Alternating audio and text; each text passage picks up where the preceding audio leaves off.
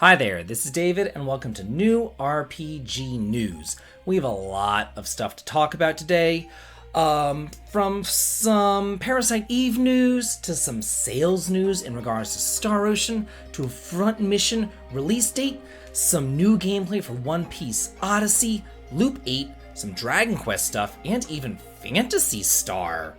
Yeah, we're going way back into the 90s for that. But let's start here, with Square Enix trademarking symbiogenesis in Japan. Okay, so when this news first came out a couple of days ago, everybody, even me, I thought, hey, this is probably going to be related to Parasite Eve.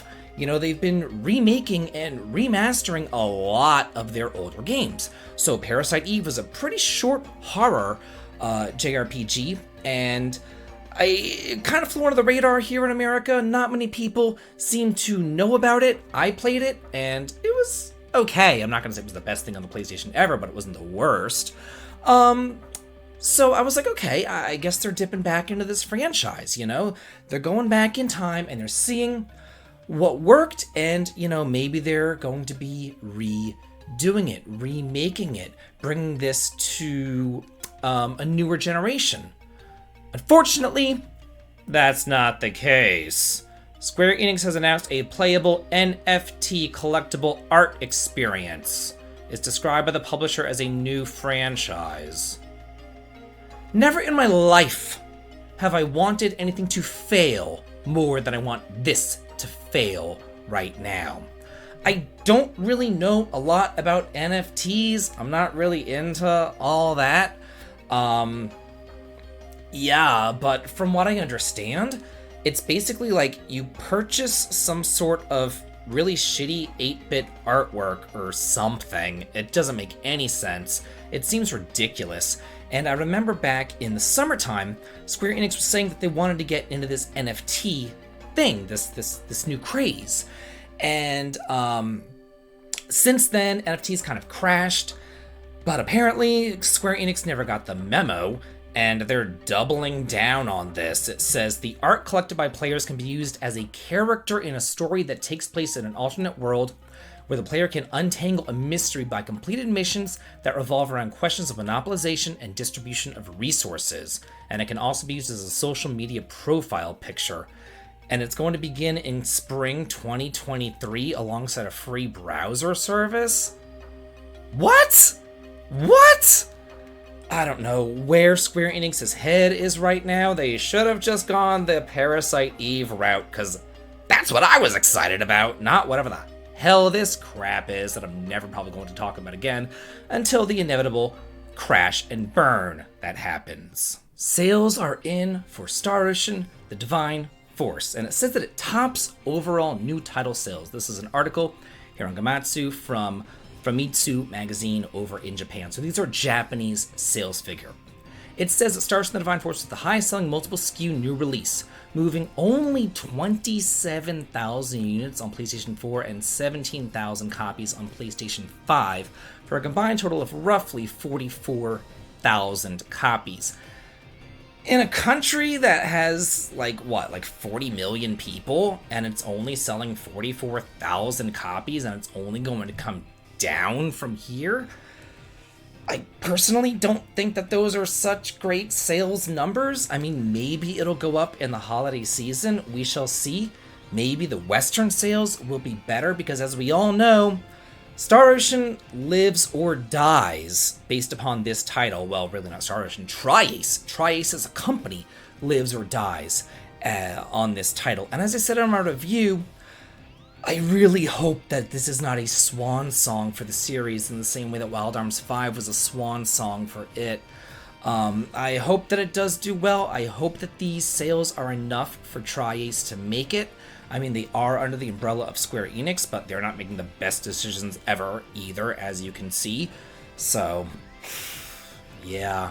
I mean, just go out and buy this game if you haven't already. We need to save Tri-Ace. The Front Mission First remake is launching on November 30th, and pre-orders for it open up on November 16th.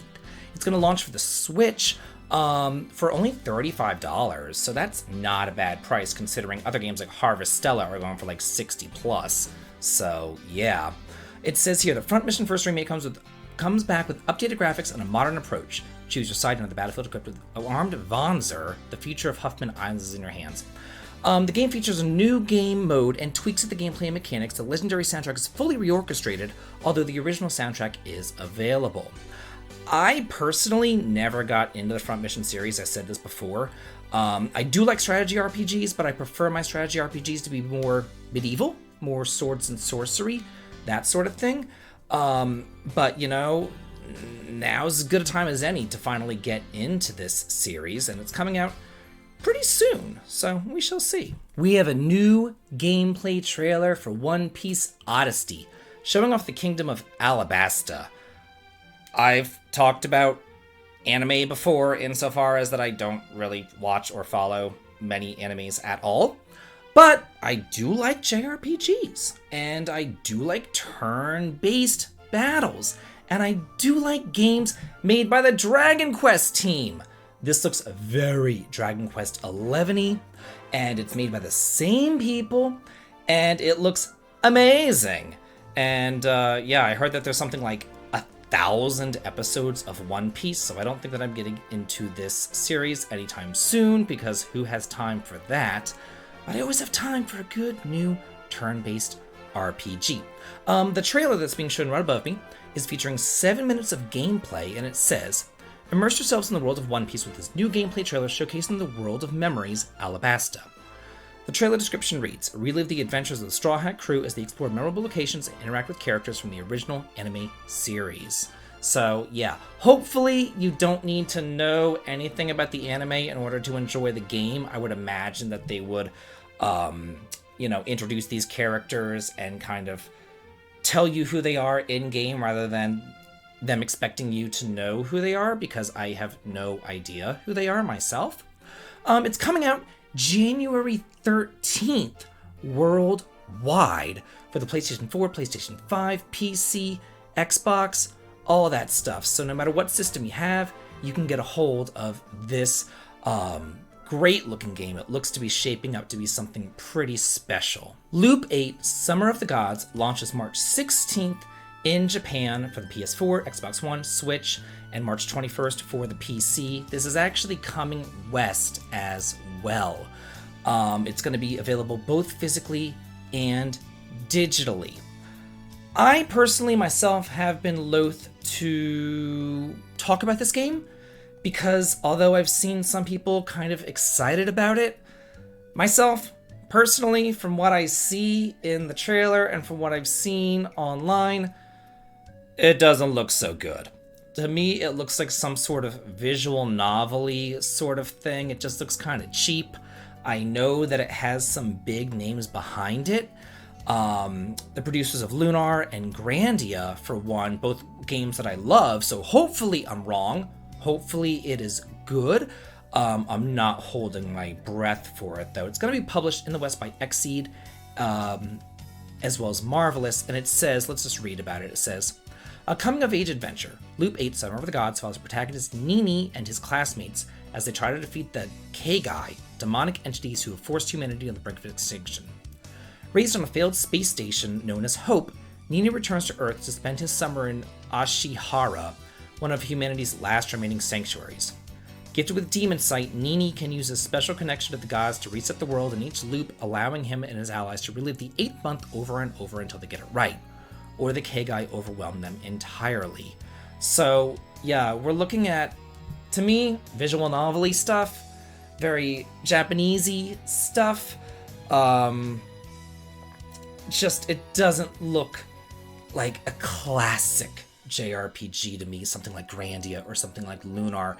This looks like high school-y bullshit stuff. So that's just me. Hopefully they prove me wrong, but this is why I haven't really wanted to talk about this game, but here we are. And coming hot off the heels of that kind of Loop 8-y bad news, we have some good news! New Dragon Quest game trailers are going to be appearing at Square Enix Jump Fiesta booth. Hell yeah! That's going to be held from December 17th to 18th. We do not know what kind of trailers will be appearing though. Me personally, I'm hoping for some Dragon Quest XII trailers, as well as Dragon Quest III HD 2D trailers, because those are the two ones that I am most looking forward to. This is going to be after Dragon Quest Treasures already dropped, so I don't think it's going to be that. But yeah, it's just, I love Dragon Quest. It's my favorite series of all time. I've loved it since I was a little kid. And just thinking that Dragon Quest III is going to get remade is just filling me with so much joy, so much happiness, and I cannot wait to see more about it. I know that we're all looking forward to a Eiyuden Chronicle Hundreds Heroes. I certainly am. This is the spiritual successor to Suikoden. They announced that it's actually going to be fully voiced, like 100% fully voiced, in battle, townsfolk, NPCs, everyone, with 60,000 lines and 100 characters. Yeah, they have this picture here from Eiyuden Chronicles Rising. I don't know why, because this is about 100 heroes, but hey, anyway. Any more news that I can get about this game, I am all about it. It says here there's going to be a lot of voice acting in the game, with 60,000 lines need to be recorded, and the game features 100 heroes, which will each have voice acting. Even when players are participating in the game's turn-based battles, the characters will have 80 different lines per battle. So it will be a big task, but the developers don't seem to be too particularly fazed by it. So yeah, this is coming out sometime in 2023. We don't exactly have a release date yet, but I need some more Suikoden in my life, and if this is how I have to get it, I am all about it. And now for a final bit of news. This is in regards to Phantasy Star 4. Yeah, that Phantasy Star 4 that came out in 1994, I believe. It has received a translation overhaul in the form of a ROM hack. I'm a huge fan of the translation and ROM hacking community. I'm a huge fan of retro RPGs, so if there's any kind of way that you can breathe new life into an older game, I like it. And while the translation was serviceable the first time around, it did have some issues. And it says here that Galleon Unlimited on Twitter recently unveiled a near-finished retranslation patch for Phantasy Star End of the Millennium. And it says here on the project's download page that it has restored every single mistranslated correction to the other Phantasy Star games, so it has a better connectivity to the other games. It incorporated the cutting room floor's retranslation notes to best express the Japanese creator's intent in all of the dialogue. It's more colloquial, fun, and a more emotional script from the NPCs to also the main story. It added Phantasy Star lore gathered from the Phantasy Star team, interviews, and official Sega resources. Added depth to character personalities and relationships. It explains a few plot holes and character choices that have been given no in-game reasoning. It has proper grammar and capitalization fixes, and it includes all known bug fixes as well. So that's really neat. And if I ever do go back and I replay this classic game, easily the best in the Phantasy Star series, I will be trying out it with this new translation patch. So yeah, anything to breathe new life into old retro games. I'm a retro gamer at heart. I am all about. So that's it for this week's new RPG news. Please let me know in the comments, what are you most excited about? If there's anything that you want me to talk about next week, let me know as well. And as always, have a good day.